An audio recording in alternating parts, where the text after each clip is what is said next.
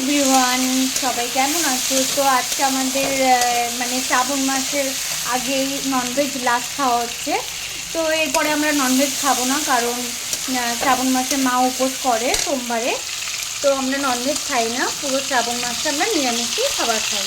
তো দেখো আজকে বানছে একটু সিম্পলের মধ্যে পাবদা বানাচ্ছি, পাবদা সর্ষে আর চিংড়ি মাছের ঝাল, আর হচ্ছে লাল শাক বানিয়ে নিচ্ছি, ডাল সেদ্ধ হয়ে গেছে। এটা বাচ্চাদের, ওরা চিংড়ি মাছের ঝাল আর এই ডাল সেদ্ধ দিয়ে খাবার খেয়ে নেবে। তো পাবদা মাছের রেসিপিটা তোমাদের সাথে আজকে একটু শেয়ার করব, তো তোমরা দেখতে থাকো। তো সর্ষের মধ্যে আমি 4টে শুকনো লঙ্কা আর কাঁচা লঙ্কা মিলিয়ে পেস্ট করে নিয়েছিলাম, আর একটু আদা, ব্যাস আর কিচ্ছু দিইনি। আর টমেটো, মানে 2টো টমেটো আমি পিউরি বানিয়ে তরকারিটাতে দিয়েছিলাম, ঠিক আছে। তো ব্যাস খুবই টেস্টি, খুবই ইয়াম্মি।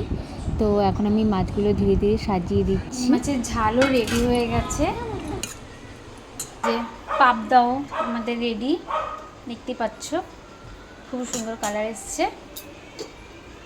এইটা হচ্ছে আমড়ার চাটনি।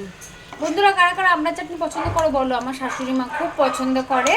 আর কালকে নিয়ে এসছে আমরা, আর এই মাছ নিয়ে এসছে যখন, তখনই নিয়ে এসেছিলো। তো আমড়ার চাটনিটা বানাতে আমি ভুলেই গেছিলাম। তো তারপরে আর এমনিতে মা একটু পোস্ত দিয়ে খায় এটাতে, কিন্তু আজকে পোস্তটা শেষ হয়ে গেছে, তো আমি সিম্পলি বানিয়ে দিচ্ছি। তো মা এই চাটনিটাও খুব পছন্দ করে, তাই বানিয়ে দিলাম মাকে। তো তোমরা কে কে পছন্দ করো কমেন্টে জানি। শাক দিয়ে ভাতটা খুবই টেস্টি লাগছিলো খেতে, লাল শাক দিয়ে। আর লাল শাক সবারই ভালো লাগে খেতে, আর একটু তার মধ্যে বাদাম ভেজে দিলে পরে খুবই টেস্টি।